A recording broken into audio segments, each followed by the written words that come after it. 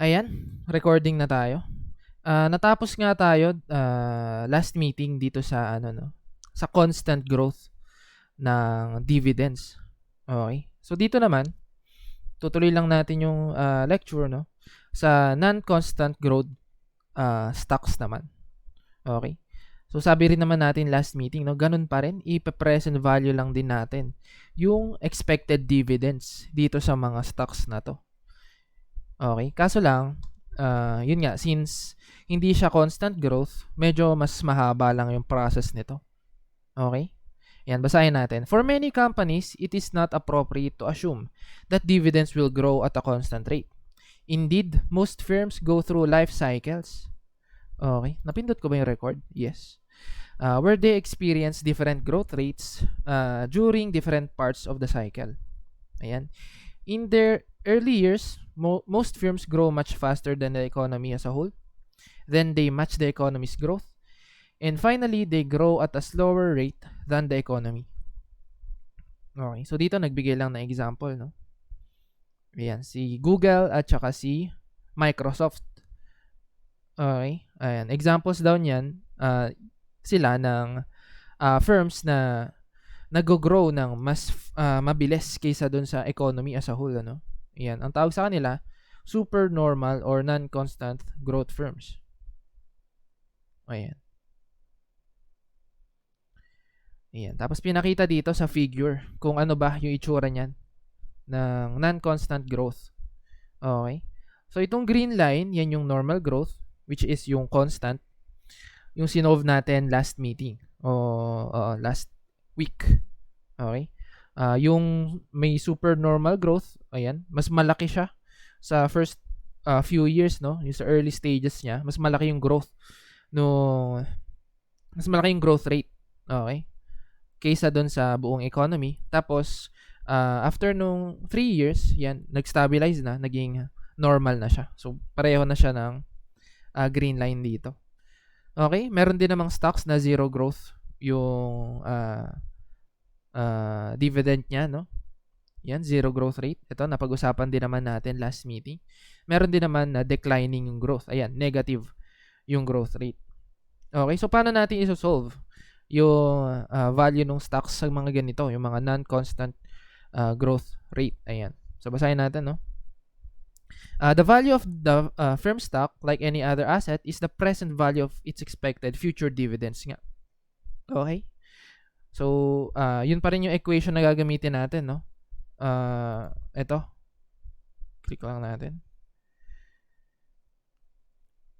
Yung mas mahabang version. Kasi hindi nga natin pwedeng i-shortcut. Okay? Yung constant growth kasi, since constant nga, pwede nating gamitin yung simplified equation na to. Okay? Ayan. Medyo maliit pala siya. Ayan. Okay.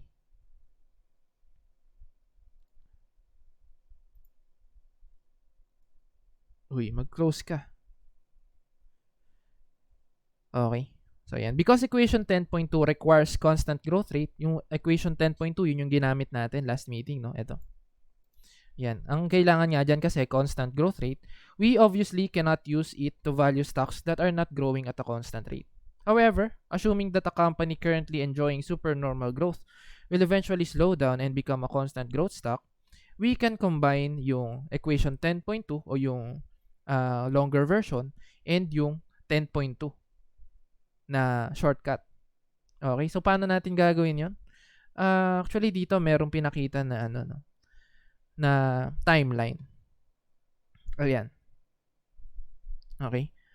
Pero mas okay siguro kung i-drawing natin siya ng separate, no, para mas ma-appreciate nyo. Okay, pero ito yung given doon sa equation na yan. So, yung RS is the required rate of return, 13.4. Pwedeng mo nang kuhanin yung index card mo, no? Para sabayan mo ako mag-solve dito. Mag-open lang tayo ng Paint. Okay. Kinuha mo na yung index card mo? Yung calculator mo, kinuha mo na ba? Very good. Okay. Try nga natin kung susulat yung pen ko dito. Ayan. Ayan, okay. Kaya lang mahirap magbura nga pala dito sa Paint, no? Siguro dito na lang tayo. Okay, dito na lang tayo sa PDF file. May space ba dito sa baba? Ayan, meron pang space. So, dito na lang tayo mag-solve. Okay, ayan. Patayin ko na yung camera ko. Medyo bumabagal siya. Yung internet, I mean. Ayan. So, ito nga. Kuha ka rin ng scratch paper. Sabayan mo ako dito. Ayan. So, yung given, ayan. Stockholders' required rate of return is 13.4. Sulat natin dito. 13.4.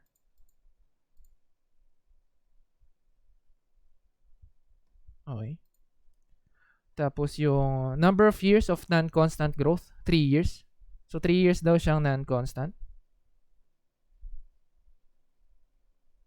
Constant. Bakit ganito? Yung pen tablet ko ngayon. Okay, ito. GS is the rate of growth in both earnings and dividends during the non-constant growth period. So yung first 3 periods, di ba, non-constant nga. Yung growth rate niyan is 30%. Sobrang taas, no? Super normal. So, yung growth rate doon sa non-constant. Growth rate ng non-constant, ganyan na lang, is 30%. Okay.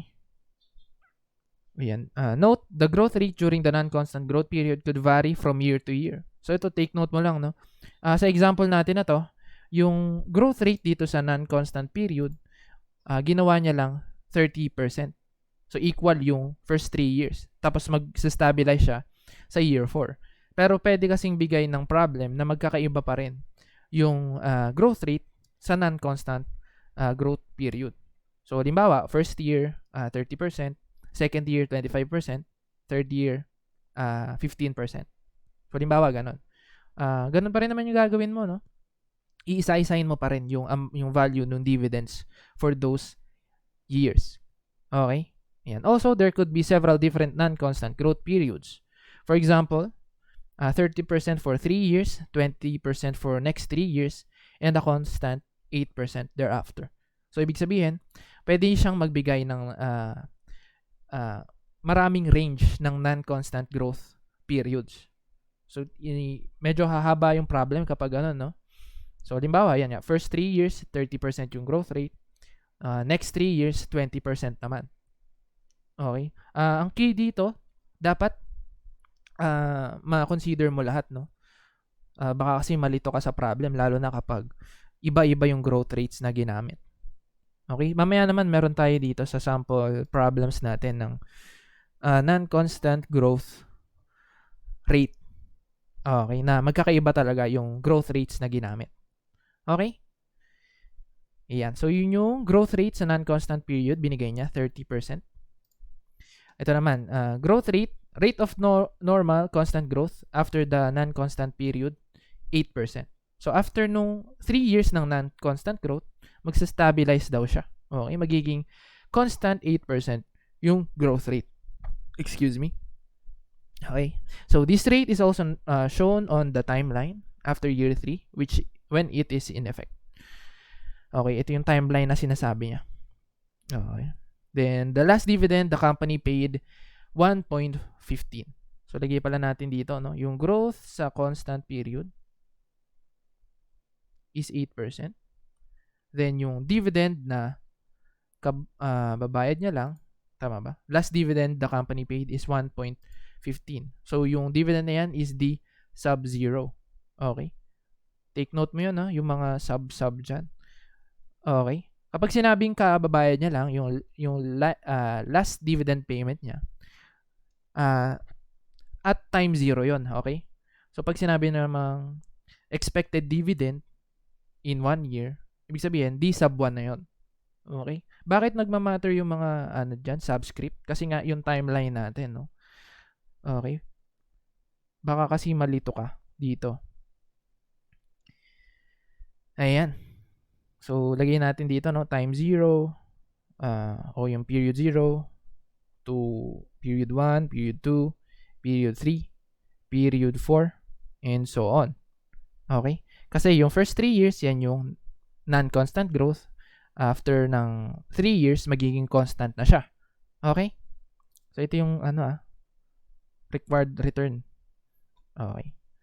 So, yung D0, dito yan binayad. 1.15. Okay. And paano mo nga hahanapin yung value o yung price ng stock dito sa time 0 o yung P sub 0 natin? Paano namin gagawin? I-present value mo yung mga dividends dito sa mga succeeding periods o yung mga expected dividends. So, bali, present value mo yung dividend dito. Present value mo yung dividend dito.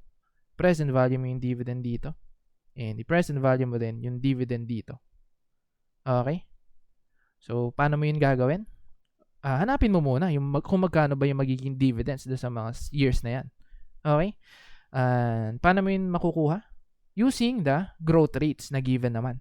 Ayan, okay? So, yung first 3 years nga daw, non-constant yung growth ng dividends. So, ito yung gagamitin mo for the first 3 years. Okay? So, yung dividend at time 0, multiply mo ng 1.3, which is 1 plus 30% ng growth. Okay? Para makuha mo magkano yung dividend dito. So, try mo nga. 1.15 times 1.3. 1.495. Okay? Then, ganun din yung gagawin mo sa mga susunod na years. Times mo ulit sa 1.3. Okay? May makukuha ka ulit na amount dyan. Check natin dito, no? Yan, 1.9435. So, 1.9435. Sabayan mo ako, para makasunod ka. Then, next year ulit, 30% ulit yung growth rate. So, 1.9435 times 1.3. Makukuha natin is 2.5266. Okay, siguro, kung may difference man yan, rounding off lang. 2.5266. Okay. So, yung first 3 years na dividends, nakuha na natin. Okay. So, yung pang-apat na dividend, iba na yung growth rate na gagamitin. Okay. 8% na. So, ito yung multiply mo sa 1.08. Okay. 2.5266 times 1.08. Ayan, 2.72.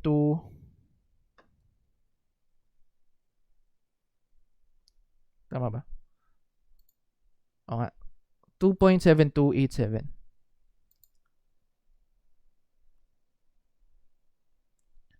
Ayan. Next mong gagawin, nakuha mo na yung dividends, no, doon sa periods na yan. Present value mo na. Okay. So, alam mo naman kung paano gamitin yung present value formula, no? So, yung una muna, no? Yung 1.495, which is marireceive after year 1, times mo sa 1 plus the rate. Okay. Yung rate of return, which is 13.4. Okay. So, yung growth rate, ginagamit lang natin yan para makuha kung magkano ba yung growth dun sa dividends. Pero yung pang-discount mo, gagamitin mo pa rin yung required rate of return. 1 plus 0.134. Okay. Raised to negative 1. Okay. So, solve mo nga yan. 1.495 times 1.134 raised to negative 1. Answer is 1.3183. Okay. So, So, ibayin natin yung kulay para hindi nakakalito. Palitan natin ng black. Okay. So, 1.3183. Then, yung susunod na dividend, ganun din. Multiply mo rin sa 1 plus yung return, 13.4%. Raised to negative 2 naman. Okay. Alam mo na yan, no? Yung mga present value factors na yan. Then, ito rin, yung sa year 3. Negative 3 naman. Okay. Ito ba? I-present value mo rin? Same way? Hindi, no? Gagamitin mo kasi yung ibang formula dito. Take note, constant na yung growth dyan. Okay, sa year 4. So, please solve this muna. Itong tatlo. Okay. Yung pangalawa, makukuha mo is 1.5113. Then yung pangatlo, 1.7326.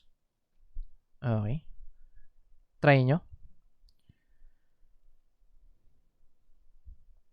Okay. Yung dividend yung i-multiply nyo dun sa factors na to.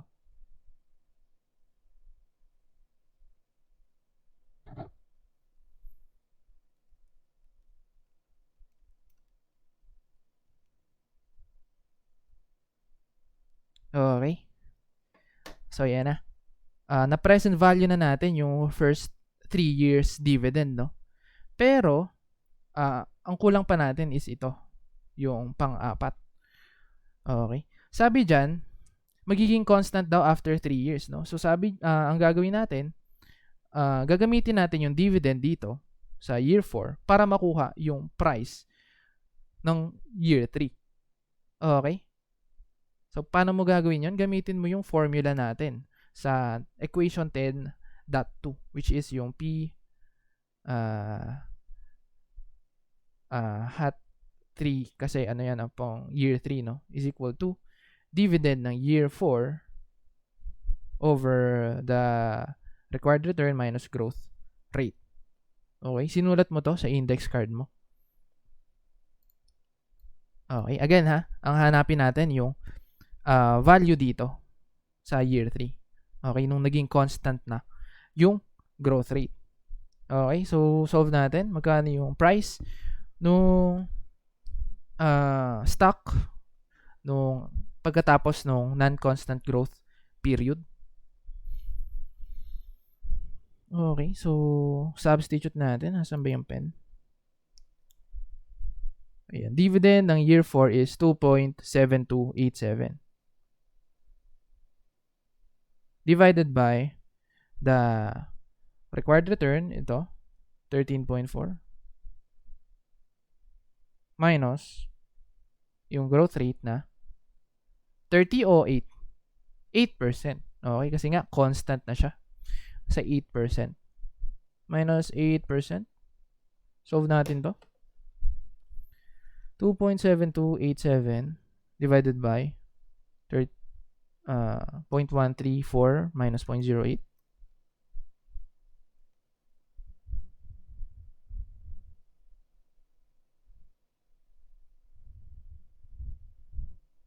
Oh, okay.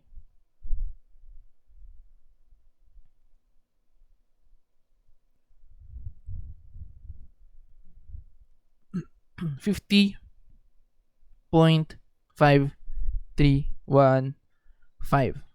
Okay. So, ito yung price at period 3. Okay. So, dito yan. Price ng stock at period 3. Okay. So, anong gagawin mo dyan? Sa price na yan, ipe-present value mo pa yan papunta dito sa time 0. Kasi nga, ang hinahanap natin, magkano yung price dito. Okay. So, solve mo to. 50,315. Times mo rin siya dun sa present value factor na yan.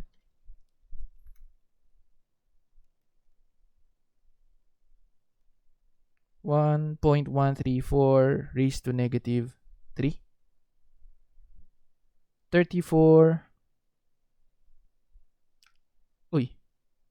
34,651.6. Okay.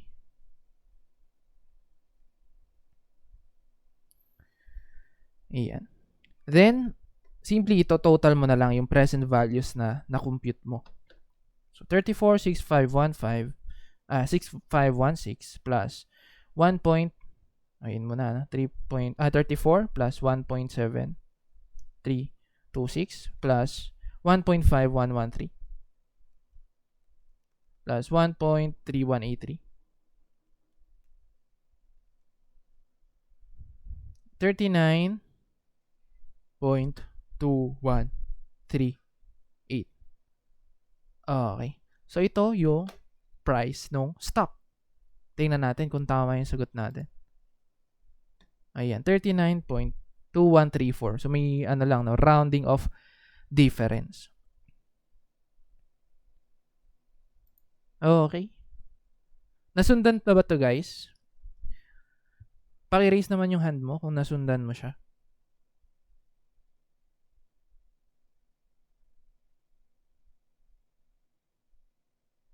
Ayan, si Angelica. Nasundan niya. Si Daniela rin. Okay. Baka may question kayo? Unmute lang.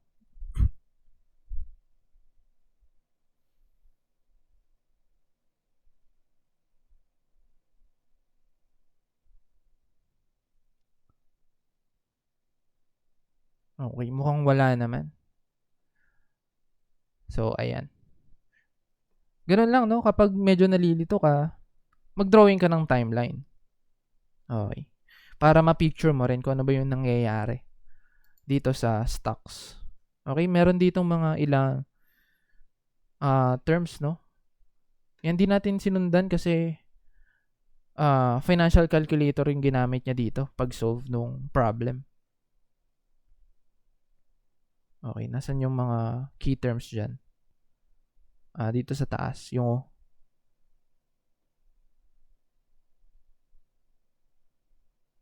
ayun.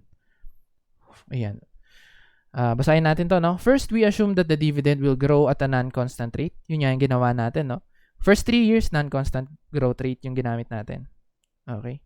For n periods, after which it will grow at a constant rate. So, yun nga. First 3 years, 30% yung ginamit natin.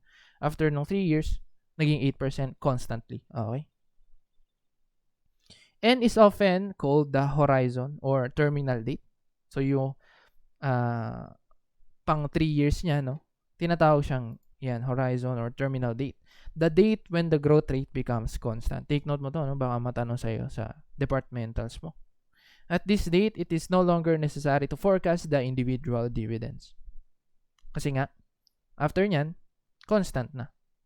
Okay. So, yung hinanap natin na value dito pala, nung stock, value nung stock at the horizon date. Okay. So, yung ginawa nating process dyan, same ng ginawa natin last meeting, no? Ito. Yung price niya at year 3, which is yung horizon date, kaya P hat 3 yan, is equal to dividends nung year 4, D4, D sub 4, okay, na constant na, divided by the required return minus growth rate. Okay. Yun nga, no? Nakuha natin yung P hat 3, yung price niya dito. And syempre, kailangan i-present value mo rin yan para makuha mo nga siya sa P sub 0 o P hat 0. Okay? Ayan.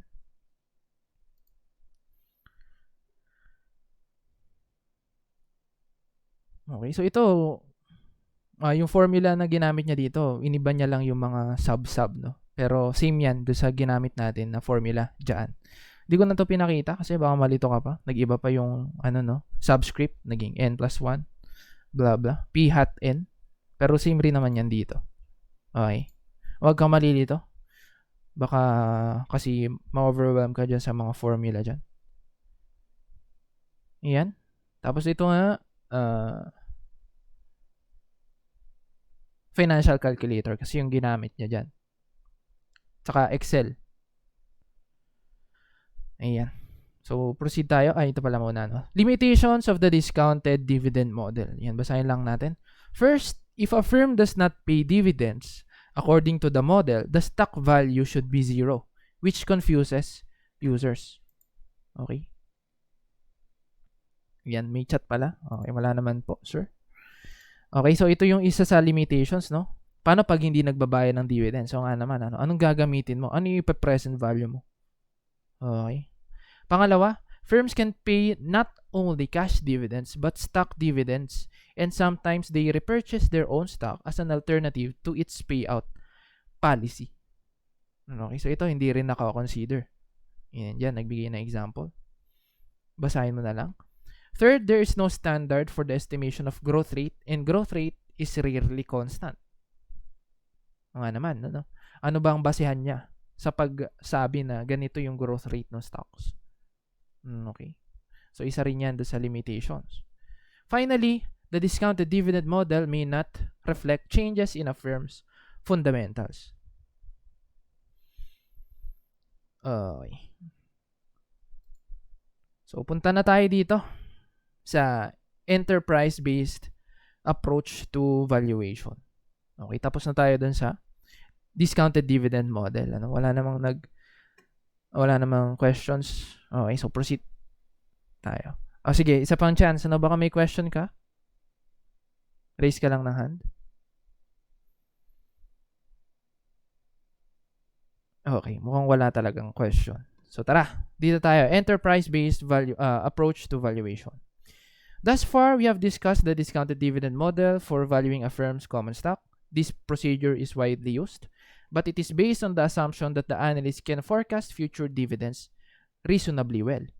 This is often true for mature companies. Okay, however, dividends are dependent on earnings. So a reliable dividend forecast must be based on an underlying forecast of the firm's future sales, cost, and capital requirements. This recognition has led to an alternative stock valuation approach, the corporate valuation model. Okay, so ito yung definition. Basahin mo na lang.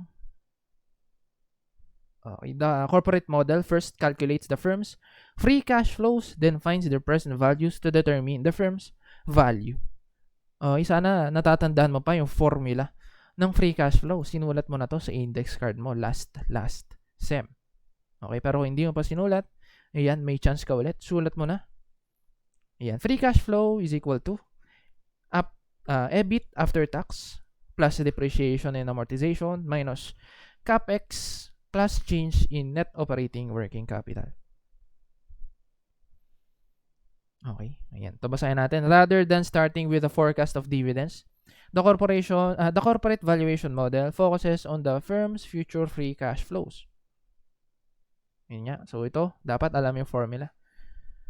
Free cash flow formula. Sinulat mo na? Very good. Okay.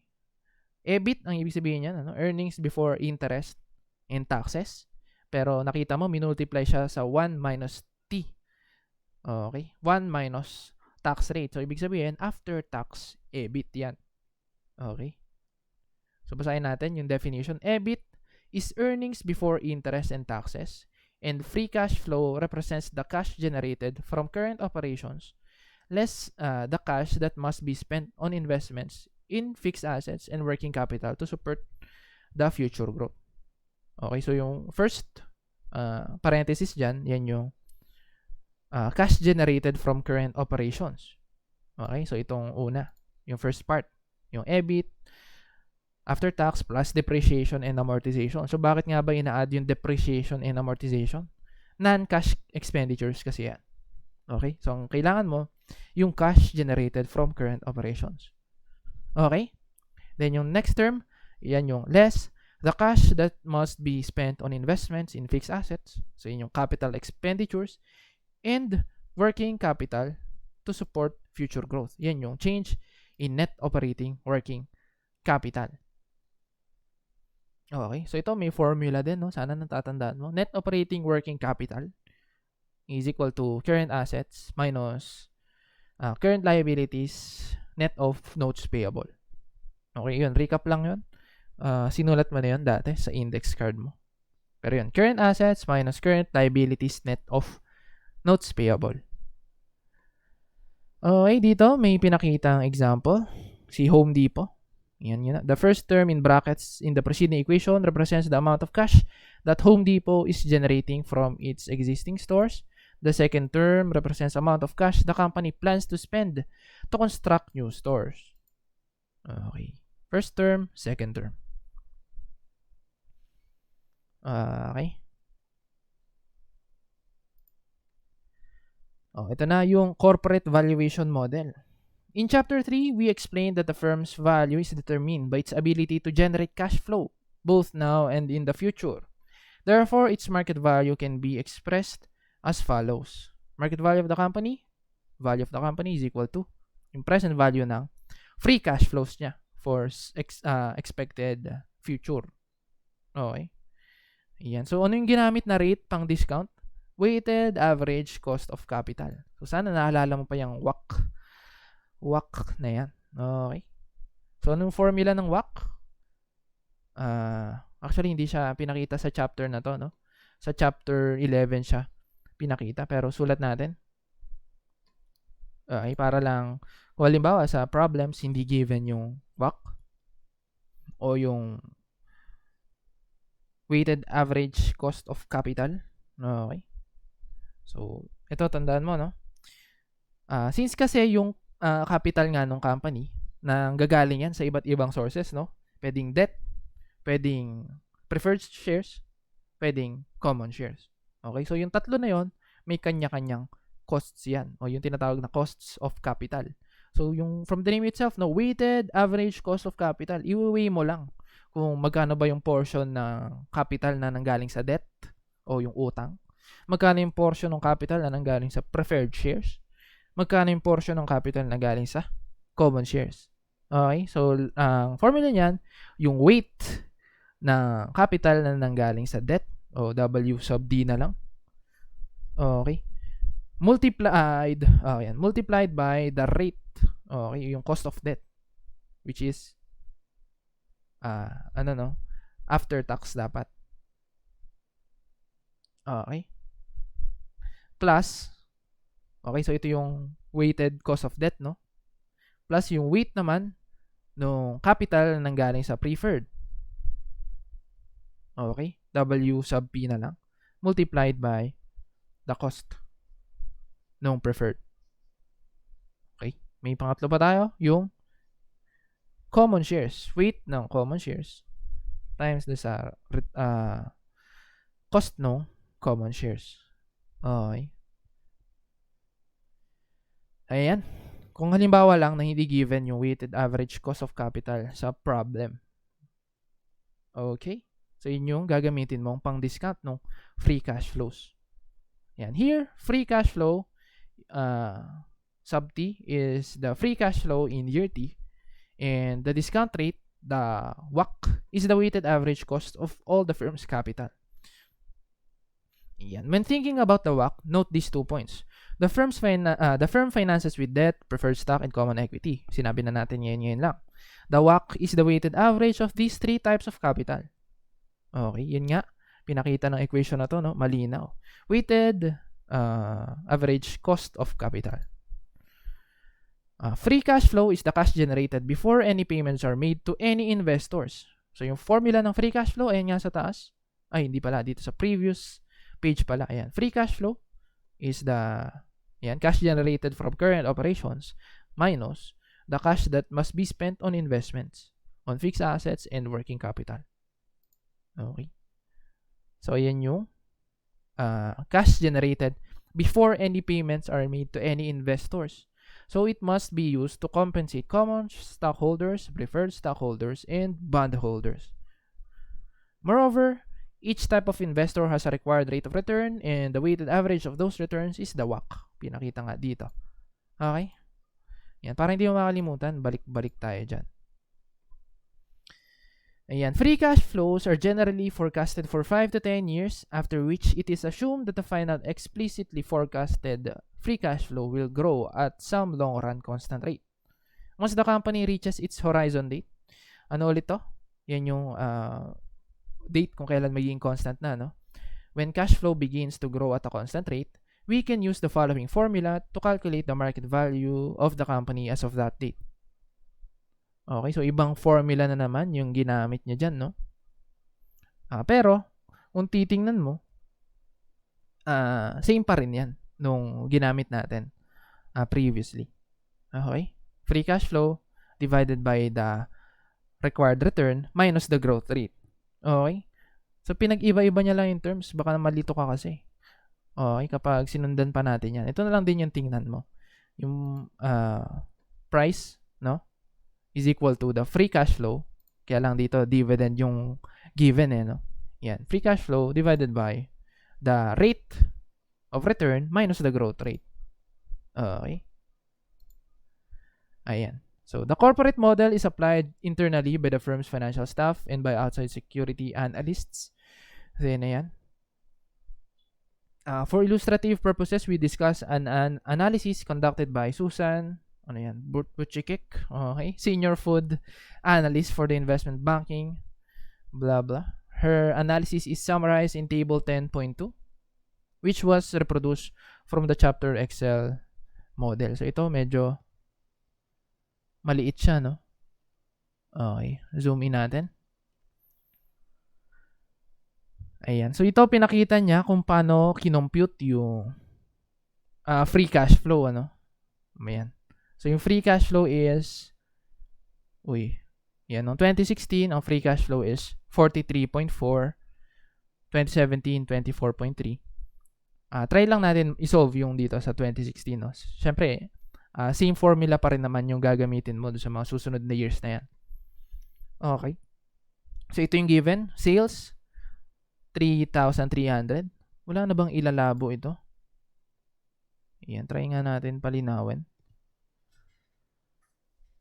View enlarged image.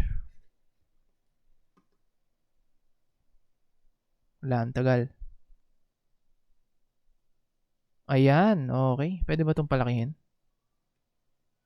Ayan, i-drag na lang natin. So, ayan, sales. Ito ba yun? Ayan, ito. Ayan, yung sales niya, historical, 3,000. Tapos, may binigay dito na growth rate ng sales, which is 10% noong 2016. Okay? So, yung base year natin, 3,000 times 1.1. Okay? Simple, no? So, makukuha 3,300. Saan nakuha yung 0.1? Ayan, growth rate noong 2016. Okay? Tapos, yung operating costs as a percentage of sales given din. So, yung 2016, 87% daw nung sales is operating costs. So, i-multiply mo lang yung 33 by 87%, makukuha mo yung 2871. Okay? 33 times 87%, 2871. Okay? Then, yung depreciation as a percentage of operating capital, 6%. Operating capital, 2871 times 0.06. Hindi. Operating cost pala yung ginamit ko. Operating capital, nasaan yan? Ito. Ayan.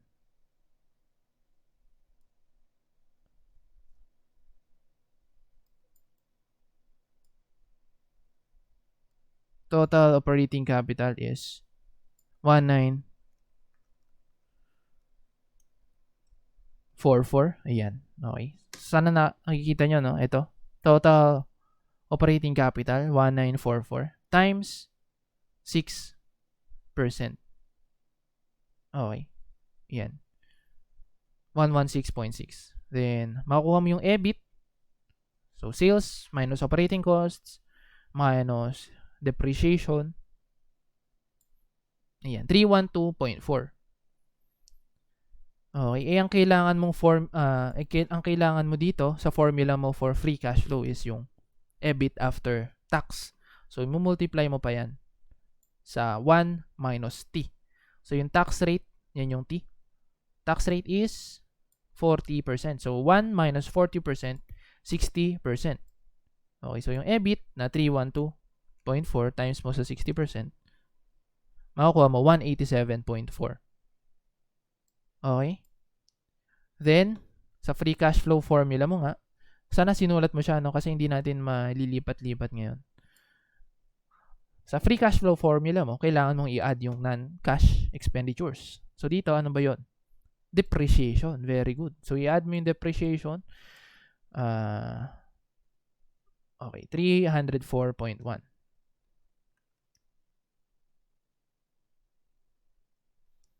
187.4 plus 116.6. Okay, tama. Merong 0.1 na siguro rounding off difference. Okay? So, yung EBIT natin na after tax, i-add mo lang yung depreciation. 116.6. Okay? Okay. Next natin, yung capital expenditures o yung CAPEX. Okay. Gross capital expenditures. Okay. So, ayan. Next, net fixed assets. Given ba to dito? Ayan. Growth in net fixed assets pa rin yung binigay. So, 8%. Tapos, growth in net operating working capital. Given din. 8%. Then, ayan. Pati yung growth ng free cash flow, binigay din. 6%. Okay. So, ito. Net fixed assets. Yung growth niyan, 8% daw. Ayan. So, makukuha mo for 2016, 1,080. Then, yung growth ng net operating working capital, given din, 8%. 6% pala. Hindi, 8 nga. Ayan. Growth in net operating working capital, 8% din. Ayan. 800 times 1.08, 864. So, ayan na yung operating capital, no? Total operating capital, 1944.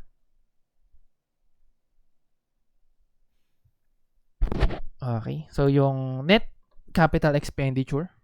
So, kung magkano ba yung nadagdag doon sa fixed assets. Okay. Yun yung capital expenditure mo.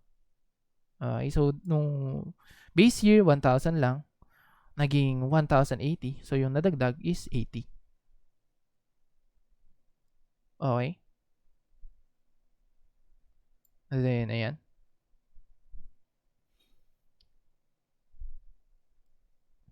Yan, net, yung capex natin is the net capex plus depreciation. So, 80 plus 116.6.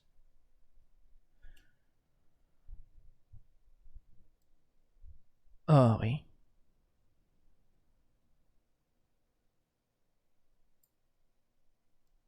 Tapos yung change in net operating working capital, yung difference lang ulit nitong net operating working capital, which is 800 minus, ayan, 864 pala minus 800. Makukuha mo 64. Okay. So, ito yung formula ng free cash flow, no? Pwede mo i-compute.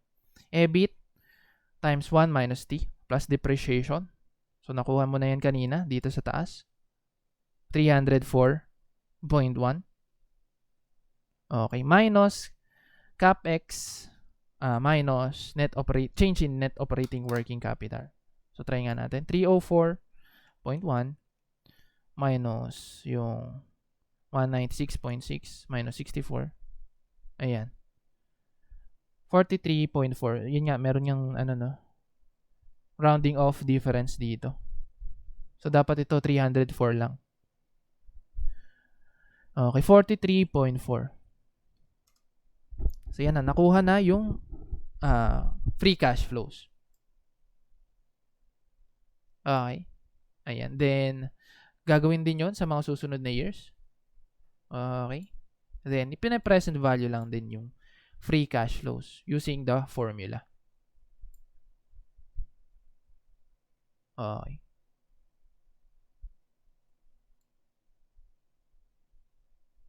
Ayan. So, sana nakikita nyo.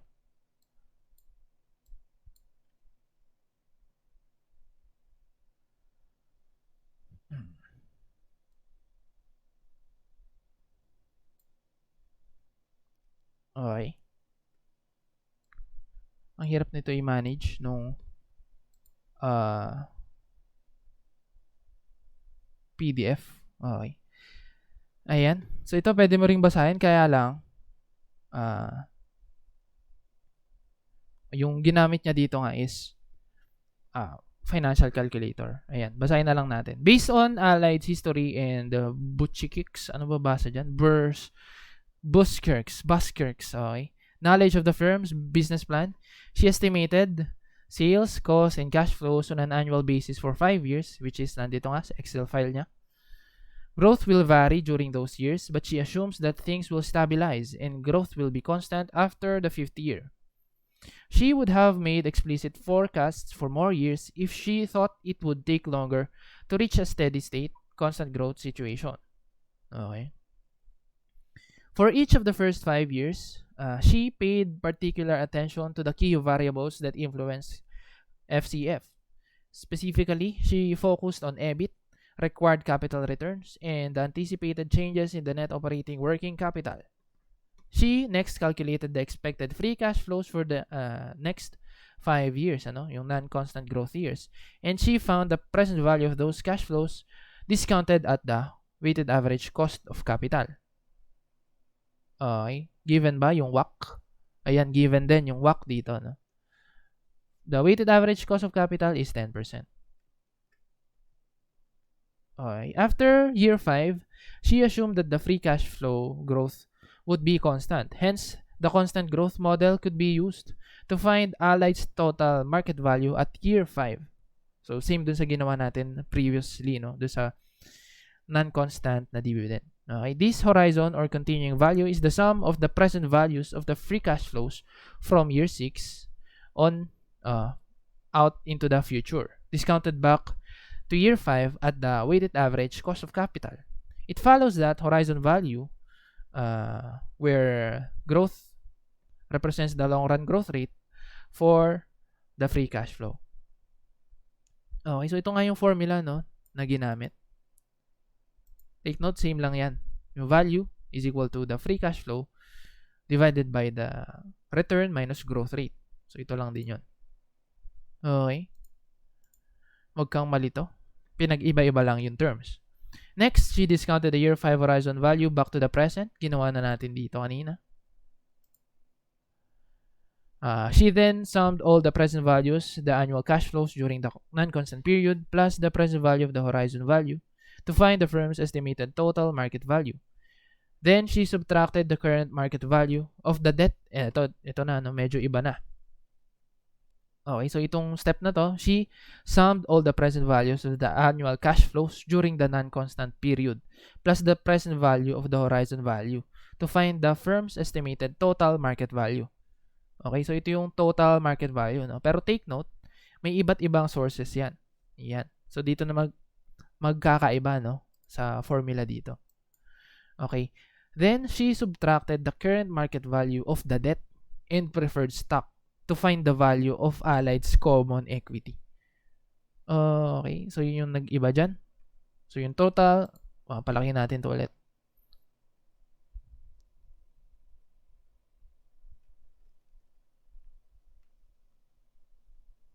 Ayan.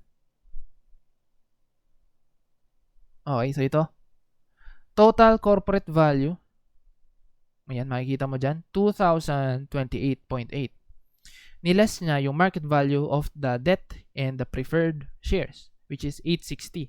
So, nakuha yung intrinsic value of the common equity, which is 1,168.8. Then, dinivide sa number of shares outstanding. Number of common shares outstanding. 50 million. Okay, so yung intrinsic value per share is 23.38. Okay, so ito yung nadagdag na step. After discount, i-present value, ma-minus mo muna yung market value ng debt and nung preferred shares. Then, di-divide mo sa number of outstanding shares. Okay, makukuha mo yung intrinsic value per share. Okay. Ayan.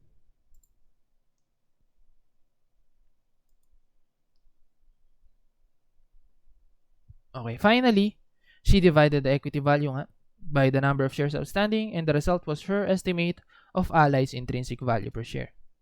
This value was quite close to the stock's market price, so she concluded that Allied stock is priced at its equilibrium level. So, yung concept ng equilibrium, sana natatandaan mo pa. Consequently, she issued a hold recommendation on the stock. So, since malapit nga siya sa equilibrium level, hold lang daw muna. Hold yung diskarte o yung strategy for that stock. If the estimated intrinsic value had been significantly below the market price, she would have issued a sell recommendation. So, undervalued daw yung stock, no? Okay? So, ang recommendation niya, sell.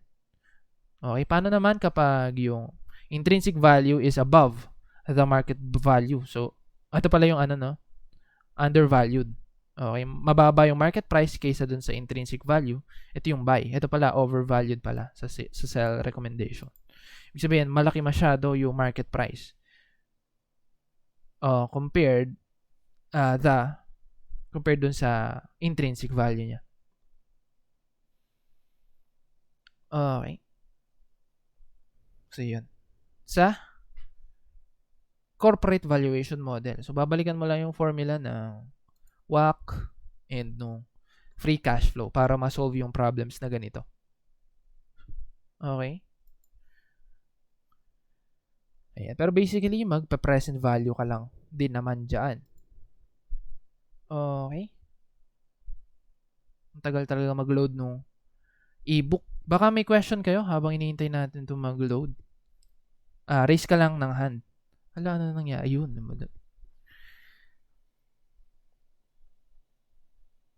Okay. Gets pa ba so far? Paki-raise naman yung hand mo.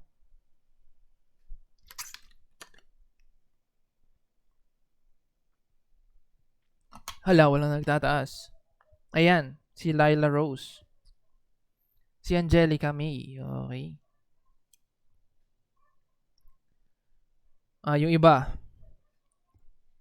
Kung may question raise ka lang ng hand. Okay, proceed tayo dito. Comparing the corporate valuation. Malapit na tayo matapos. And discounted dividend models. Yan. Analysts use both discounted dividend model and the corporate valuation model. Okay. When valuing mature dividend-paying firms. Okay, both daw ginagamit. Kapag dividend-paying naman yung firm, pwedeng gamitin yung discounted dividend model and yung corporate valuation model. Again, yung discounted dividend model, yan yung discussion natin yung nung last meeting, no? Dinidiscount natin yung dividend. Yung katatapos lang natin na model, yun yung corporate valuation model. Free cash flows yung ginagamit. Okay? So, pwede daw gamitin both nung models na yon kapag dividend-paying naman yung firm o mature na yung firm. Okay? Paano kapag hindi nagbabayad ng dividends? Siyempre, yung corporate valuation model lang ang pwedeng gamitin. In principle, we should find the same intrinsic value using either model, but differences are often observed. Okay, when a conflict exists, assumptions embedded in the corporate model can be re-examined, and once the analyst is convinced that they are reasonable, the results of that model are used. So dito sa example daw natin, the estimates were extremely close. The discounted dividend model predicted 23.06 per share versus the 23.38 using the corporate model. Okay, so ito, additional info lang. In practice, intrinsic value estimates based on the two models normally deviate from one another and from actual stock prices, leading different analysts to reach different conclusions about the attractiveness of a given stock. The better the analyst, the more often his or her valuations turn out to be correct. But no one can make perfect predictions because too many things can change randomly and unpredictably in the future. Okay, so dito nagtanong lang, given all this, does it matter whether you use the corporate or dividend model? We would argue that it does. If we had to value 100 mature companies whose dividends were expected to grow steadily, we would probably use the discounted dividend model. Okay, here we would estimate only the growth rate in dividends, not the entire set of pro forma financial statements. Hence, it would be more feasible to use the dividend model. Okay, tama naman, Kasi nga, kapag ginamit mo yung corporate valuation model, napansin nyo ba, tinignan natin yung mga ibang parts ng financial statements, Tumingin pa tayo sa sales, tumingin pa tayo dun sa cost of sales, depreciation, yung mga operating expenses. So, mahabang proseso, tedious. So, more feasible daw gamitin yung dividend model, lalo na kapag mature naman yung company, dividend paying naman. Okay. Ayan. So, siguro sa problem solving nyo, kung halimbawa nga, ginawang comprehensive. So, dapat familiar ka doon sa formulas, Baka kasi hindi bigay yung free cash flow. Baka hindi bigay yung weighted average cost of capital. Okay. Baka magpanik ka na agad. So, at least, dapat alam mo. Sinulat mo sa index card mo. Familiarize mo yung sarili mo. Okay, last part na. Preferred stock. Ito, madali lang yan. Preferred stock, sabi nga natin last meeting, hybrid siya. It is similar to a bond in some respects and to common stocks in others. This hybrid nature becomes apparent when we try to classify preferred stock in relation to bonds and common stock. Like bonds, preferred stock has a par value and a fixed dividend that must be paid before dividends can be paid on the common stock. However, the directors can omit or pass the preferred dividend without throwing the company into bankruptcy. Okay, ang pinagkaiba niya lang kasi, no, yung bonds, kailangan bayaran mo yung interest ng bondholders. So dito, kapag wala kang earnings, pwede ka namang hindi magbayad ng preferred dividends. So although preferred stock calls for a fixed payment like bonds, skipping the payment will not lead to bankruptcy. As noted earlier, a preferred stock entitles its owners to regular fixed dividend payments. If payments last forever, ayan yung sinasabi natin, may forever dito sa perpetuity. Okay? The issue is called a perpetuity. Yan nga, no? Tandaan mo, no? If payments lasts forever. Then yan. The value is found as follows. The value ng preferred is equal to dividends ng preferred over the rate of return. Yan. VP is the value of the preferred stock. DP is the preferred dividend. The RP is the required rate of return on the preferred stock. Okay. So ito, nagbigay lang na example, no? Allied Food has no preferred outstanding, but discussions about such an issue suggested that its preferred should pay a dividend of $10 per year. So nakuha mo na, $10 yung dividend niya, yung D o yung numerator natin. If its required return was 10.3, required return, yung denominator, the preferred value would be 97.09, computed as follows. 10 divided by 0.103. Simpleng-simple lang. Okay. Ayan yan. In equilibrium, the expected return o yung R hat S. Again, kapag may hat, pag may nakita kang caret dyan sa ibabaw, expected yan. Okay. Kapag bar naman yung nakita mo, actual siya. Okay, so dito, expected return, R hat S, must be equal to the required return in equilibrium. So, ito, take note mo rin, no? Minsan lumalabas yan sa theory. Okay, the expected return is equal to required return in equilibrium. Okay, thus, if we know the preferred's current price and dividend, we can solve for the expected return as follows. So, R hat P ng preferred, okay, expected return ng preferred is equal to dividend divided by the value. Okay, dinerive lang to. Okay, basically, dinerive lang yung formula na to. Huwag kang magpatakot dyan sa mga kung ano nung formulas na makikita mo dyan. Pinapaikot-ikot lang tayo nito. Okay, some preferreds have a stated maturity, often 50 years. Assume that our illustrative preferred matured in 50 years. So dito, hindi siya perpetuity, no? Kasi merong life, meron siyang katapusan. Okay, walang forever. Halimbawa, ayan, 50 years nga. Okay. Matured in 50 years, paid a 10 annual dividend, and had the required return of 8%. We could then find its price as follows. Pero ito, ginamit niya financial calculator. Okay. So, yung nahanap niyang price is 124.47. Pero pwede mo ring isolve yan using your basic calculator. Okay. So, try nga natin to. Dividend natin, magkano daw? 10.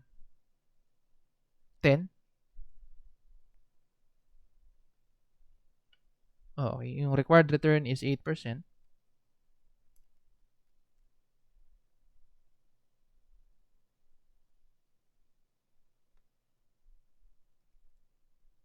Okay.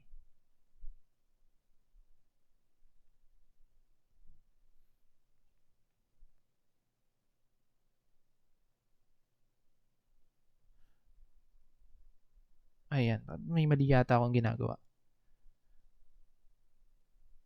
Okay. So, hindi ko ma-solve. Okay. Try ko nga ulit. 10. Anong nangyari sa calcu ko?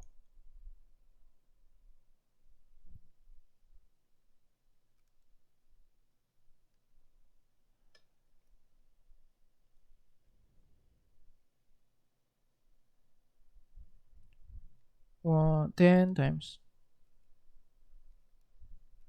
1 less 1. 0.8 raised to negative.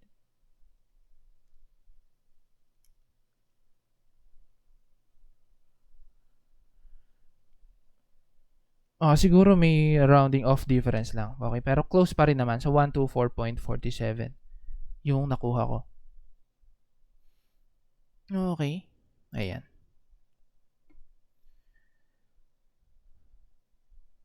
And yan, ano? Ko lang, baka, guys, nakuha nyo ba to? Yung 124.47. Siguro nalito na ako, no? Kanina pa kasi ako nagsasalita. May nakakuha ba? Paki-raise naman yung hand.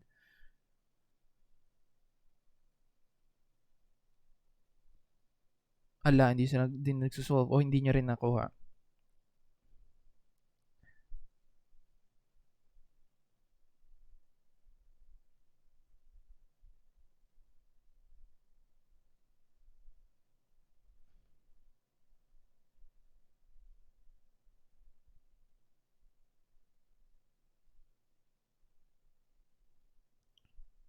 Wait.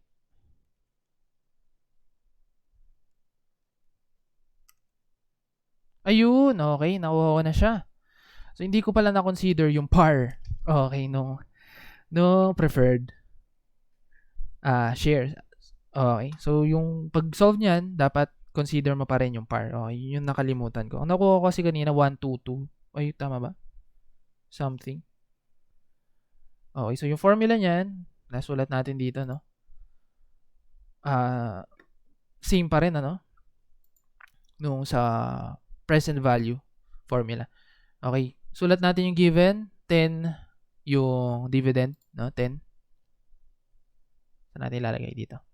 10 yung dividend per year. 50 years yung life. Par is 100. Rate of return, 8%. So, kung gagawin mo dyan, 10 times 1 less 1, 0.08 raised to negative 50 over 0.08 plus 100 times 1.08 raised to negative 50. Okay, ayan. So, medyo na mental block lang ako doon. Okay, nakuha mo na. Very good. 124.47. Ayan. Okay. May questions ba dito, guys? Paki-raise naman yung hand kung meron.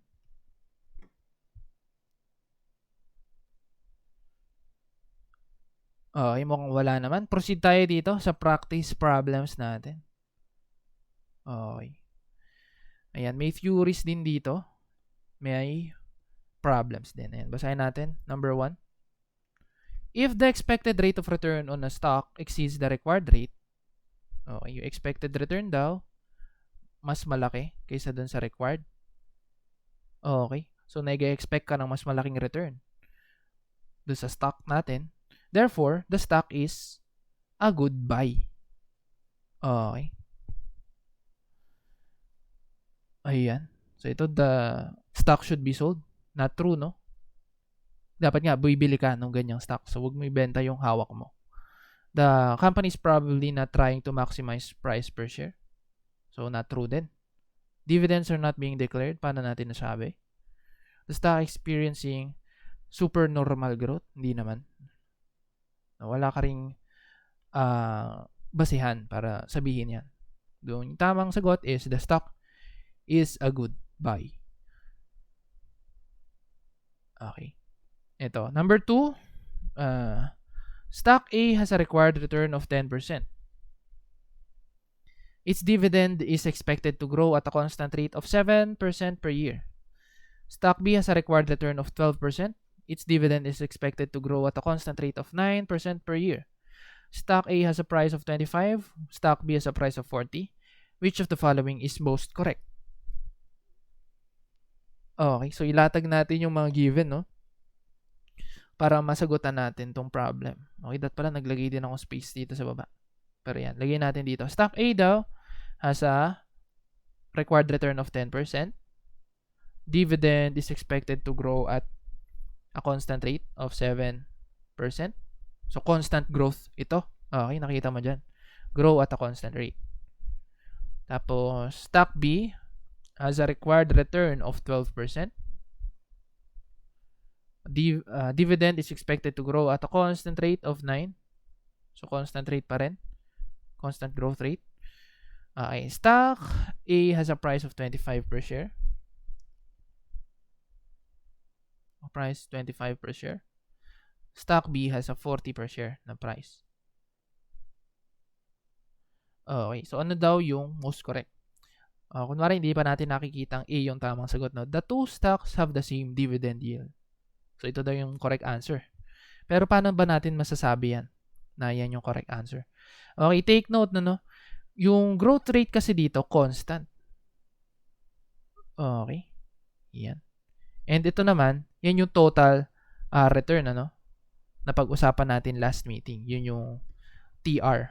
Okay. Again, yung TR o yung total return is composed of two parts. So, yung capital gains yield and yung dividend yield. Okay. Yung TR is equal to capital gains yield plus dividend yield. Okay. Since constant growth rate stocks nga ito, yung growth rate niya, yung G niya, is equal to the capital gains yield. Okay, so itong growth rate na to, yan yung capital gains yield. Okay? Yan din yung capital gains yield. So, paano natin masasabi yan? Ano? Try mo, no? Ano ulit formula ng capital gains yield? Yung P1, yung price ng year ng stocks sa year 1 minus yung price niya sa year 0 o yung base year over price ng base year. Okay? So, kung halimbawa, yung base year is 100, yung growth rate is, gamitin natin 7%, no? 7% growth rate. So, times mo sa 1.07. Again, ito yung P0, yung 100. I-times mo to sa 1.07 para makuha mo yung P1. So, 100 times 1.07, 107. Okay? So, 107 minus 100, yun yung numerator mo. Yung denominator mo is 100. Yun yung base year. So, 107 minus 100 is 7. Okay? I-divide mo ulit sa 100. Okay? Kasi nga yun yung formula, no? 7 divided by 100. 7%. Okay? Therefore, yung growth rate is equal to capital gains yield. Okay? Again, ito yung formula ng capital gains yield, no? Baka lang di mo kasi sinulat. Okay? Ayan. Price ng year 1 minus price ng year 0 over price ng year 0. Okay? Para makuha mo yung capital gains yield. So, yan nga. Meron na tayo ng total return. Okay, paano ba to? Ayan. Meron na tayong capital gains yield. So, ang nawawalang component ay yung dividend yield. So, pag subtractin lang natin yung dalawa, makukuha natin yung dividend yield. So, 10 minus 7, 3%. Yan ba yung dividend yield? Yes. Okay. Try mo pa. Kahit i-try mo pa, no? Dividend yield plus capital gains yield. So, 3 plus 7, 10. Nakuha mo yung total return. Okay? So, yung dividend yield ng stock A is 3%. Yung dividend yield ng stock B is 12 minus 9, 3% din. Okay? So, same sila ng dividend yield. So, true yung statement 1. Okay, pero yan na ba agad yung sagot? Hindi pa, no? Kasi nakita mo sa choices, merong statement A and C are correct. All of the statements are correct. So, babasahin mo pa rin yung ibang choices. Ayan. Choice B, if the stock market were efficient, these two stocks should have the same price. True ba yan? Hindi, no? Bakit ba? Ano ba sinasabi natin kapag efficient yung market? Sinasabi natin efficient yung market kapag close yung intrinsic value ng stocks kaysa at yung nila, market price nila. Ibig sabihin, malapit sa katotohanan. Okay? So, yung estimates ng marginal investor, malapit doon sa true value o doon sa intrinsic value ng stocks. Okay? Yun yung sinasabing efficient yung market. So, yan. Magiging same price ba? Hindi, no? Not necessarily. Okay? Ang ibig sabihin nga lang yan, yung market price ng stock A is close doon sa intrinsic value niya. Then, yung market price ng stock B is close to dun sa intrinsic value din niya. Pero hindi sila necessarily pareho ng value o ng price. So, hindi true yung B. Then yung C, hindi rin true. Yan. If the stock market were efficient, these two should have the same expected return. False din yan. So, ang sagot, letter A, the two stocks have the same dividend yield. Tandaan mo yung formula na to, no? Baka paikot-ikutin ka nga ulit, no? Ayan. So, kayang-kaya mo yung financial markets basta nasa iyo yung formula. Basta nagamit mo na yung formula kahit minsan. Pero mas maganda pa rin kung praktisado ka. Para kahit paikot-ikutin yung problems, kayang-kaya mo sagutin. Okay, number 3. Dito tayo, no? Stock A has a beta of 1.1. Uy, nakita mo na naman si beta. Okay, pag may nakita kang beta, automatic dapat sa isip mo, no? Meron ka ng naiisip na formula na gagamitin. Yung CAPM. Okay. Well, stock B has a beta of 0.9. The market risk premium is 6%. The risk-free rate is 6.3. Both stocks have a dividend, which is expected to grow at a constant rate of 7%. Assume that the market is in equilibrium. Which of the following is correct? Okay, so ilatag ulit natin yung mga given, no? Stock A, so dito na lang, has a beta of 1.1. So, ito yung, paano isulat yung beta? Ganyan, no? Or yung ibang authors, ganyan. Meron may sub-I pa, ganyan. Depende lang yan sa, sa trip ng author. Okay, pero ito, ganito natin i-present yung beta. Stock A has a beta of 1.1. Stock B has a beta of 0.9. The market risk premium is 6%. Ano ba yung market risk premium? So, isulat natin ulit dito, no, yung formula ng CAPM. So, gamitin natin na lang yung expected return, RS, pero pwede niyang i-present ng KS, okay, o KE, o cost of equity. Okay, wag kang malilito. Basta, magkakaiba kasi sila ng ginagamit dyan. So, tayo, RS na lang muna yung gamitin natin. Expected return is equal to, ito, formula ng CAPM, ha, is equal to risk-free rate o rate na risk-free plus beta multiplied by the market premium. Okay? Market premium, yun yung market rate of interest minus the risk-free rate of interest. Okay? Yun nga yung difference, no? Yan. So, yes, upload natin tong annotated copy. Kaso lang, baka malito ka. I-erase natin ito mamaya. Yun nasa baba. Okay, sige. Ayan. So, ito yung formula, no? Ng CAPM. Again, expected return is equal to the risk-free rate plus beta multiplied by the market risk premium. So, bakit nga ba market risk premium ang tawag dyan?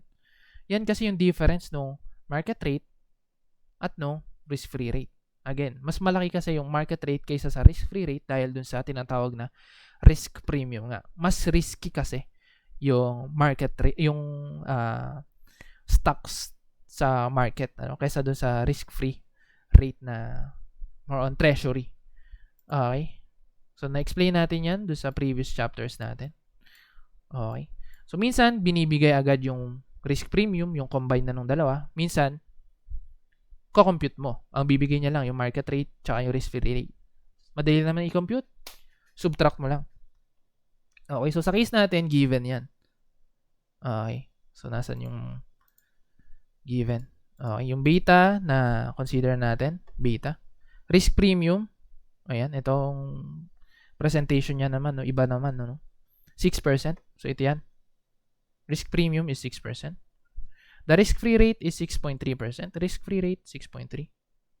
Both stocks have a dividend which is expected to grow at a constant rate of 7%. Okay. So, growth rate, lagyan na lang natin dito, no? Okay, growth rate dito na lang. 7%. Assume that the market is in equilibrium. Which of the following statement is most correct? Okay. Ang correct answer is letter A, ano? Dividend yield na naman. So, paano natin kukuhanin ngayon yung dividend yield nito? Simple, kuhanin natin yung expected return. Okay? Okay, ayan. So, hanapin natin to, no? Yung return for stock A at saka yung return for stock B. Okay? Kasi yan yung total Total return, ano? Ang hanapin mo ulit yung dividend yield. Again, isusubtract mo lang dito yung capital gains yield. Makukuha mo na yung dividend yield. Okay? Since constant growth nga, same pa rin, ano? Yung growth rate niya is equal to the capital gains yield. Okay, so ito lang yung problema natin. Paano ba hanapin yan? May formula ka naman CAPM. Ito yung sinasabi ko, no? Kapag hindi mo pa nagagamit yung formula, tapos pinresentan ka ng problem, baka kabahan ka agad, no? Baka sabihin mo, hindi ko to alam. Pero kung nagamit mo na kahit minsan yung formula, magiging confident ka na. Okay? Ayan. So, gamitin mo lang yung CAPM formula. Risk-free rate, meron ka, plus beta. Nasaan yung beta ng stock A? Stock A muna tayo, no? Ibayin natin yung kulay para cute. Okay, 1.1. So, try mo nga. Makukuha mo dito sa stock A 6.3% plus 1.1 times sa 0.06. Makukuha mo for stock A 12.9%. Okay. For stock B, ibahin natin yung kulay. For stock B, papalitan mo lang yung yung beta dito ng 0.9. So, try mo nga. So, 6.3% plus 0.09 0.9 ba? 0.9 na beta times 0.06. So, makukuha mo dapat dyan is 11.7%. Okay. So, yan yung total return ng dalawa. Ng stock A at ng stock B. So, subtract mo lang yung capital gains yield sa dalawang yan. So, for stock A, 12.9 minus 7%, 5.9. Yan yung dividend yield ng stock A. Yung dividend yield naman ng stock B is 11.7 minus 7%. 4.7%. True ba yung statement A? Stock A must have a higher dividend yield than stock B. Mas malaki ba yung 5.9 sa 4.7? Yes. True. Okay.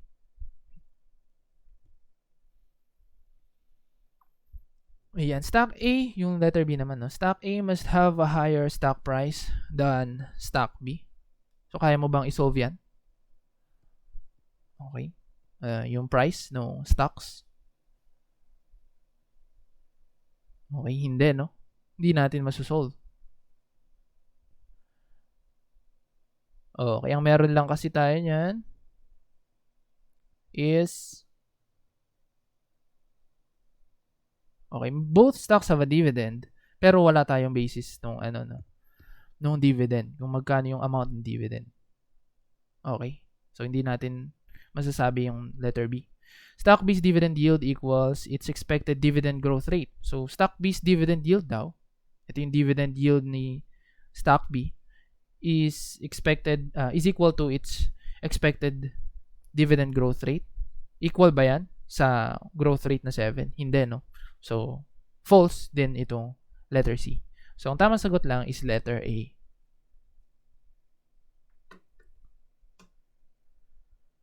Okay. Ayan. So, dito ginamit yung CAPM na formula. Ayan. Next tayo. Which of the following statements is most correct? Ito, theory na lang. If a company has two classes of common stock, Class A and Class B, the stocks may pay different dividends, but the two classes must have the same voting rights. True ba yan? Hindi, no?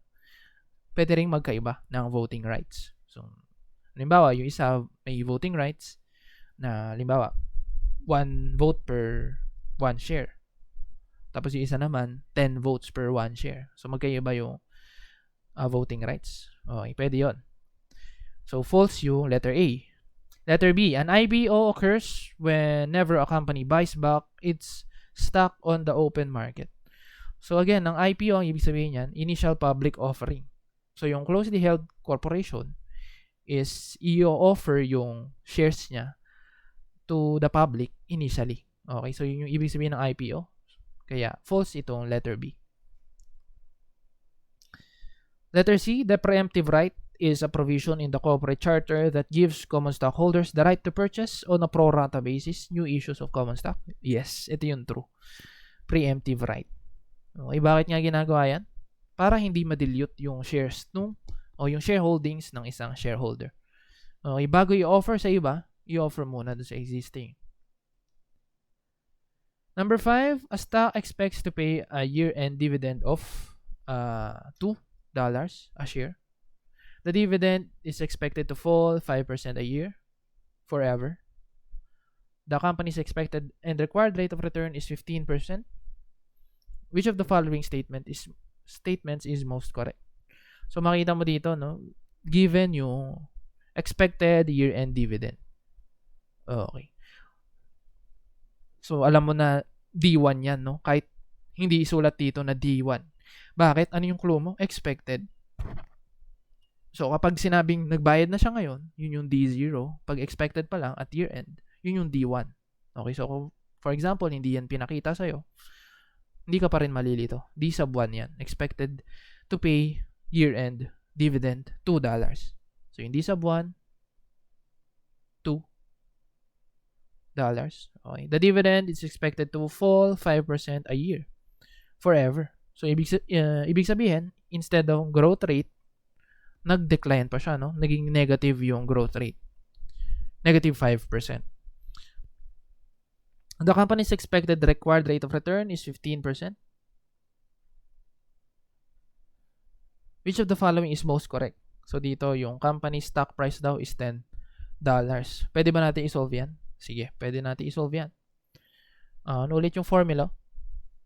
Yung stock price is equal to dividend ng year 1 over the required rate of return minus the growth rate. Okay, so substitute mo lang. D sub 1 is $2 over the required return na 15% minus negative 5. So, since negative 5 siya, tapos isusubtract mo, magiging add na siya, no? So, magiging 15% plus 5%. So, 20% yung denominator mo dito. Solve mo nga.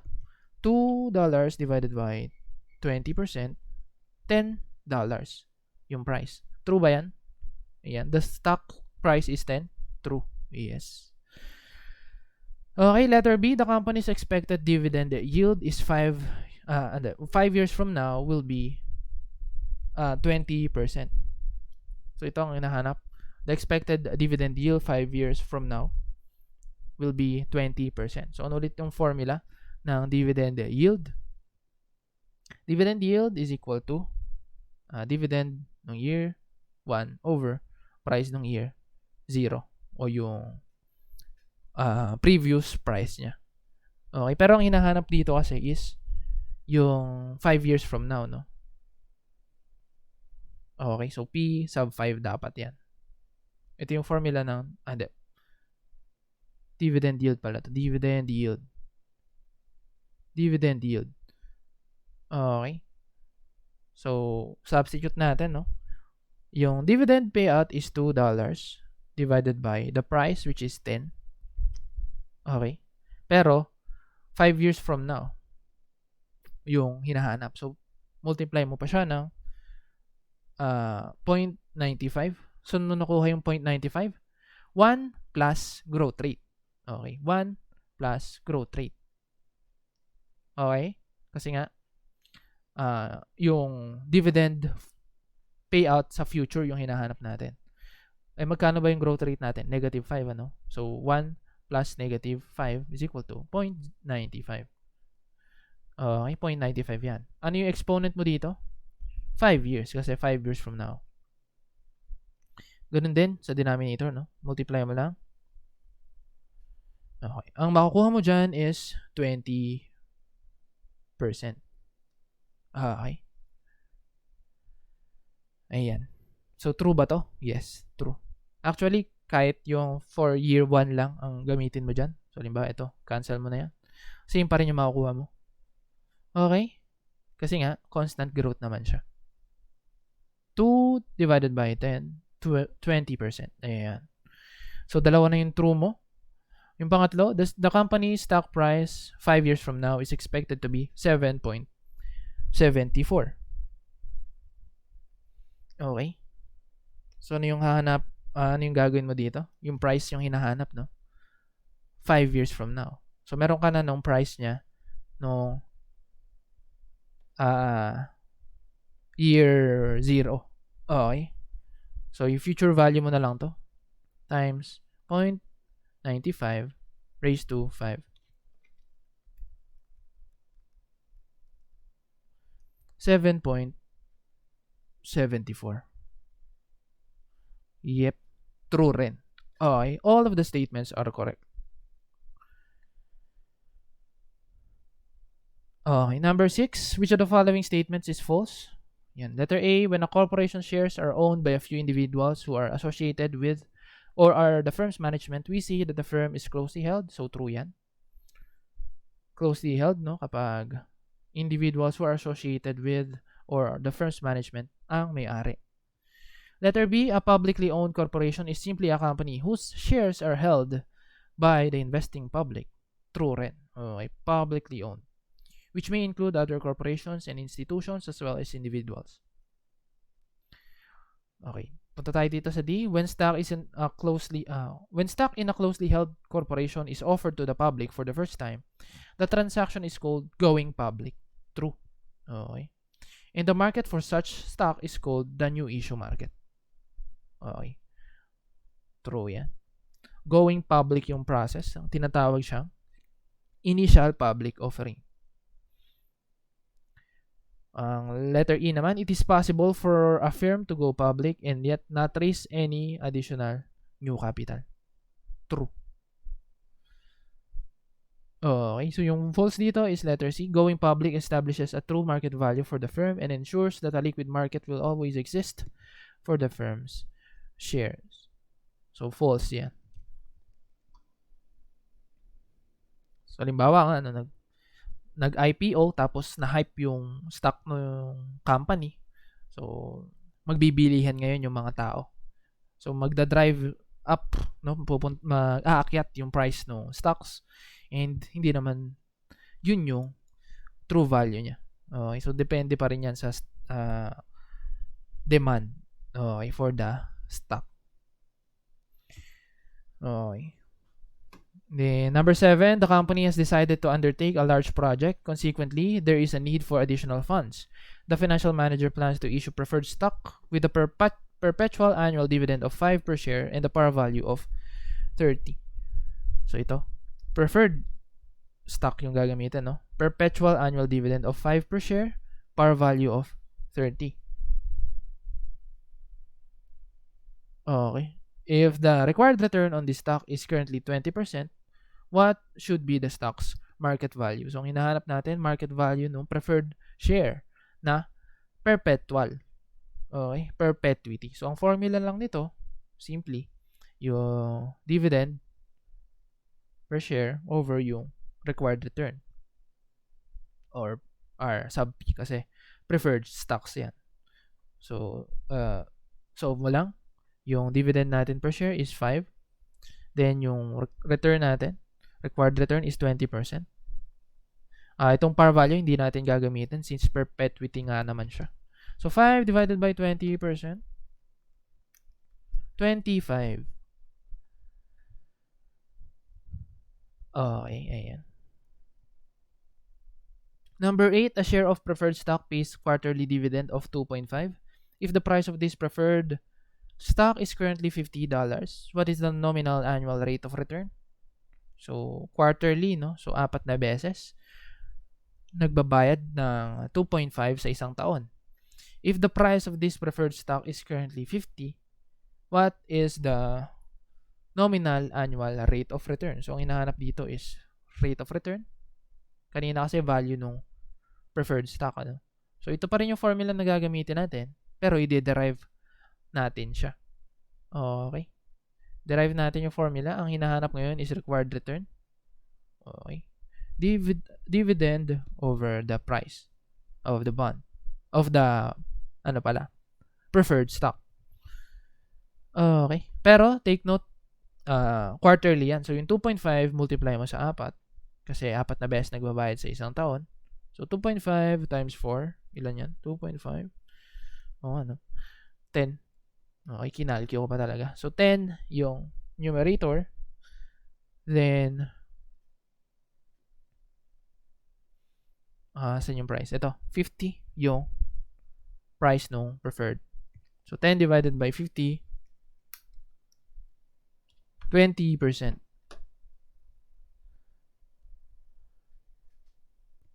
Okay. Ito yung pinakamadali, no, na formula dito sa stock valuation. Okay, ito number 9. Assume that you plan to buy a share of XYZ stock today and hold it for 2 years. Your expectations are that you will not receive a dividend at the end of year 1, but you will receive a dividend of 9.5 at the end of year 2. Okay, so maglagay ka ulit ng timeline, 0, 1, 2. So year 1 daw, wala kang marireceive na dividend. Pero end of year 2, may marireceive ka na 9.25. In addition, you expect to sell the stock. Okay, take note, i-hold mo lang daw for 2 years yung stock. So 1, 2, bebenta mo na siya pag sapit noong year 2, no? You expect it to sell for 150. So 150, lagyan mo dito. At the end of year 2. If your expected rate of return is 16%, how much would you be willing to pay for the stock today? So, ipe-present value mo lang yung dalawang yan. Okay, pwede mo na ba i-combine? Yes, pwede kasi one-time payment naman both, no? So, 150 plus 9.25, 159.25. Present value mo ng dalawang years. Okay, multiply mo lang yan sa 1 plus the 16% na rate of return, 1.16 raised to negative 2. Okay. So, yan lang yung formula. 159.25 times 1.16 raised to negative 2. 118.35. Okay. Ayan. Number 10. A company stock is currently trading at 25 per share. The stock's dividend is projected to increase at a constant rate of 7%. So, 25 per share. Yung price, dividend growth is 7% per year. The required return on the stock is 10%. And what is the expected price of the stock 4 years from today?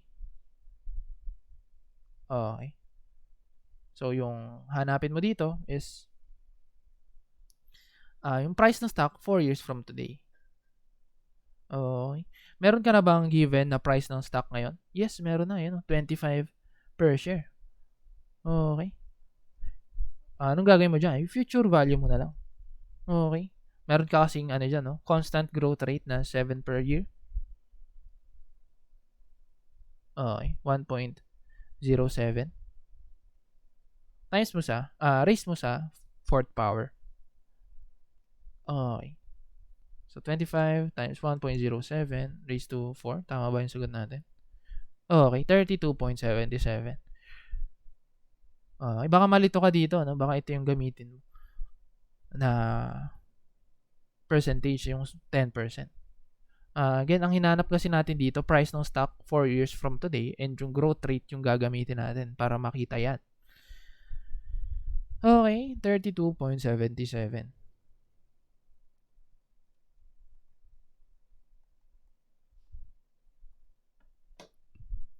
Number 11. A share of common stock has just paid a dividend of 2. Okay. So ito, just paid ha. Hindi expected to pay. So ibig sabihin, D sub 0 yan. $2.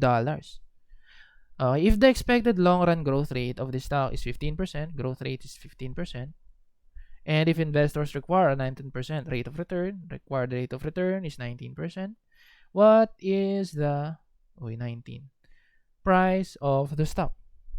So yung formula mo dito is yung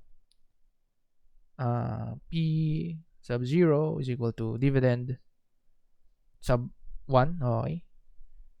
O yung dividend na expected divided by the required return minus the growth rate.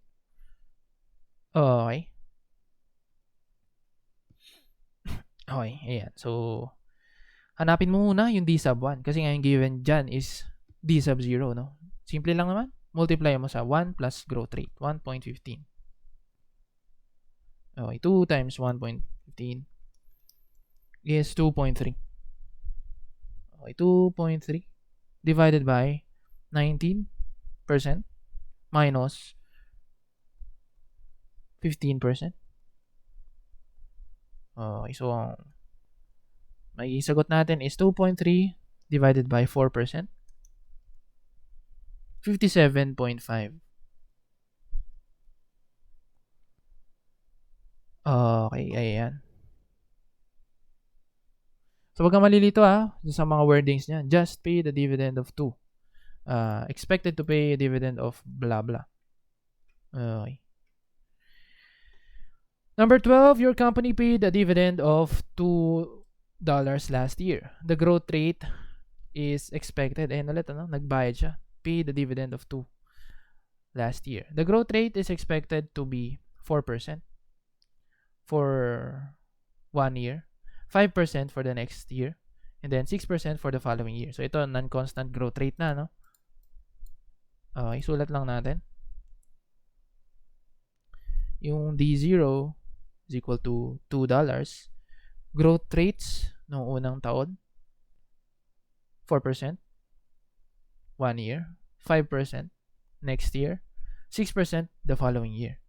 Then the growth rate is expected to be a constant 7% thereafter. So yung constant growth rate, 7%. Okay. The required rate of return on equity is 10%. Required return. Yan na lang. Is 10%. What is the current stock price? Again, ang gagawin mo dyan, para hindi ka malito, mag-drawing ka ng timeline. Okay. 0, 1, 2, 3, 4. Okay. Then after year 3, constant na yung growth rate. Okay. Yung D0 natin is $2. Ito. Tapos yung growth rate niya papunta sa year 1, 4%. So ito times mo lang yan. $2. Dadalhin mo dito using the growth rate na 4%. So 1.04. Then yung makukuha mong amount dyan, dadalhin mo dito using the growth rate of 1.05. Then yung makukuha mo dyan, dadalhin mo dito sa year 3 using the growth rate of 1.06. Okay. So 2.0 times 1.04, 2.08. 2.08 times 1.05, 2.184. Tama ba? 2.08 times 1.05. Ayan, tama. Then 2.184 times 1.06, 2.315.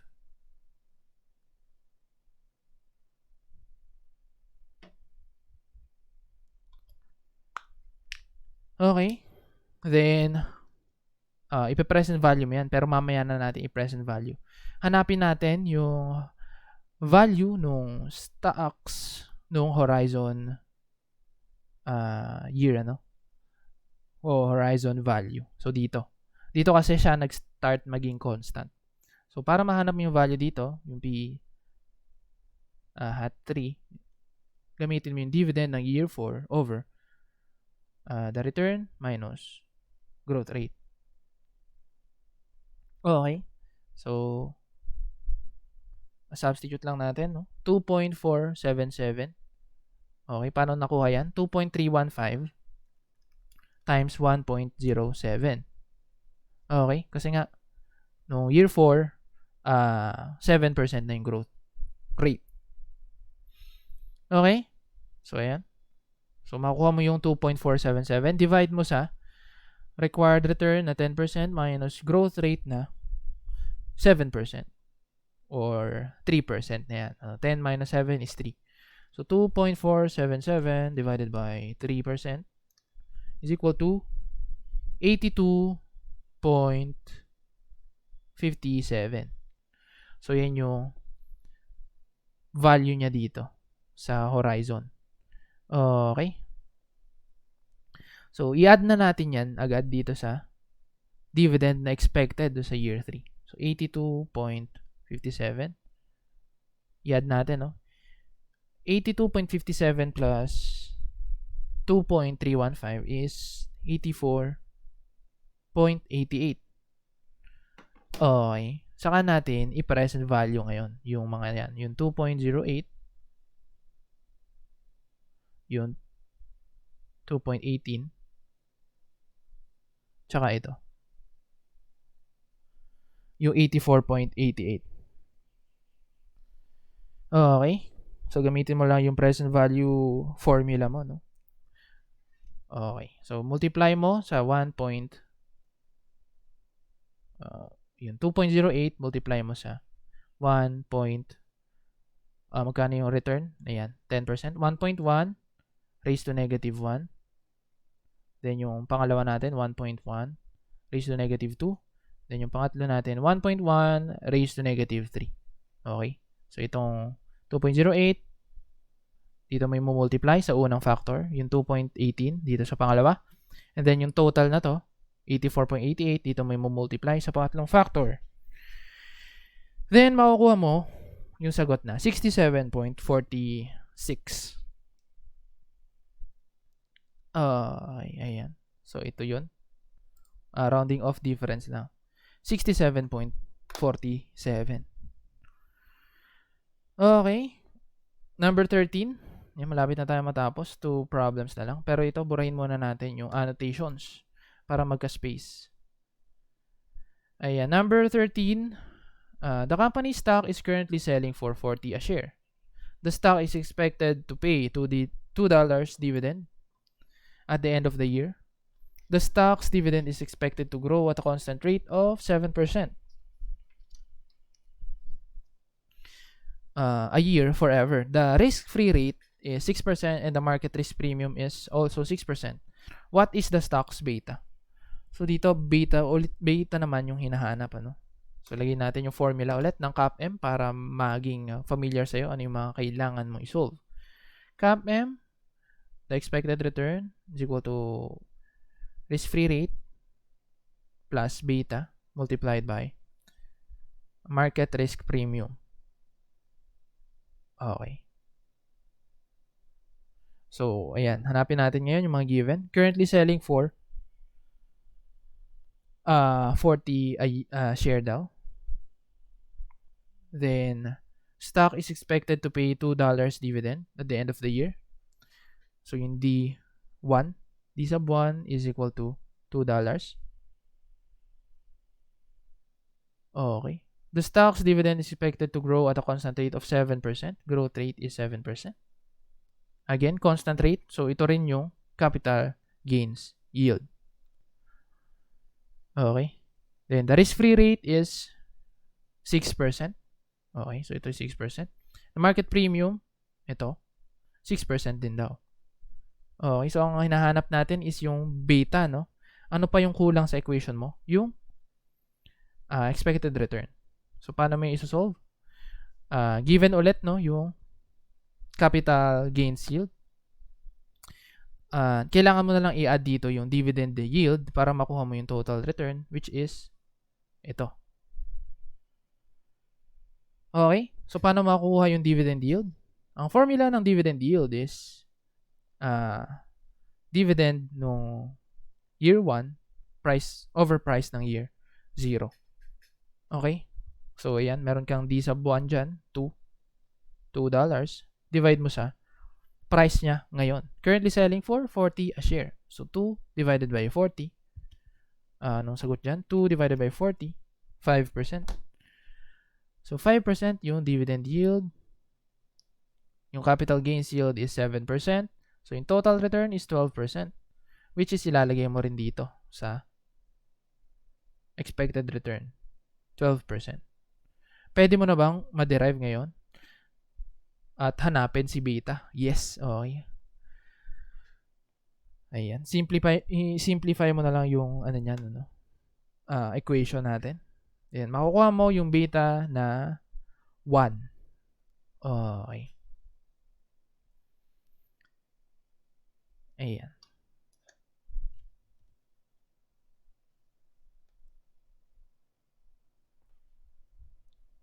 Okay. So, last number natin. Okay. An analyst is trying to, brain lang natin muna to. Estimate the intrinsic value of a stock of a company. The analyst estimates that the company's free cash flow during the year will be 25 million. Free cash flow, 25 million. The analyst also estimates that the company's free cash flow will increase at a constant rate of 7% per year. Okay, and that the company's weighted average cost of capital is 10%. The company has 200 million of long-term debt, and preferred stock. Okay, total na siya, no? And 30 million outstanding shares of common stock. What is the estimated per share price of the company's common stock? So, ito gagamitin natin yung free cash flow model o yung corporate valuation model. Given na lahat, no? Free cash flow during the year will be 25 million. Okay. Tapos, the analyst also estimates that the company's free cash flow will increase at a constant rate of 7%. So, yun yung growth rate. The company's weighted average cost of capital is 10%. Okay. So, solve natin to.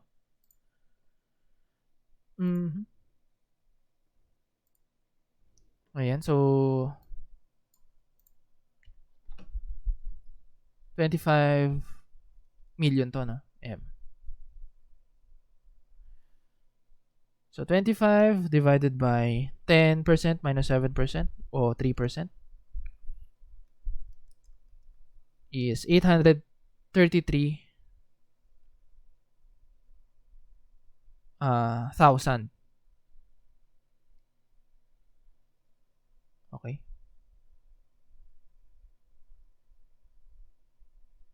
Ay, hindi. Million pala. 833. Teka, 25 million divided by 0.03. 833 million pala. Okay. Ayan. Ang total natin, no, na valuation for the company. Pero, meron siyang 200 million na long-term debt and preferred stock. So, ileles mo dito yon 200 million para makuha mo yung 633,333 na for common stock. Okay. Then, i-divide mo sa number of shares outstanding, which is 30 million. Okay, tama ba yung ginagawa natin? 633 divided by 30. Ayan, tama. Okay, so yung value natin is 21.11 per share. Okay. So, wag mo kakalimutan i-alis yung ano, no, yung preferred portion o yung debt portion kasi nga yung common equity lang yung gagamitin natin, no, to value the price of the shares. Okay, paano mo gagawin 'yon? The common equity divided by the number of shares outstanding. Of common shares outstanding. Okay. So, ayan. Yun yung last problem natin. No? Saktong-sakto. In 2 hours. Ayan. Baka may question ka pala. Okay. Pakiraise lang yung hand kung meron kang tanong. Save natin to. Ayan. Mukhang wala. Nagets mo ba? Paki-raise naman yung hand kung nagets mo.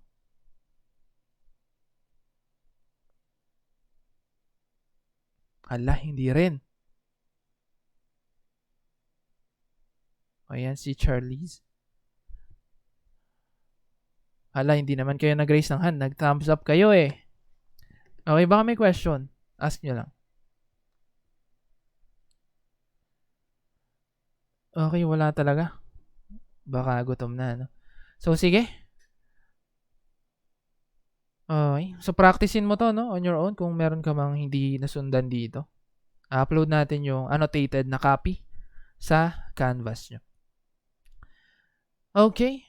Then yun pala, no? Kailangan natin magkaroon ng activity.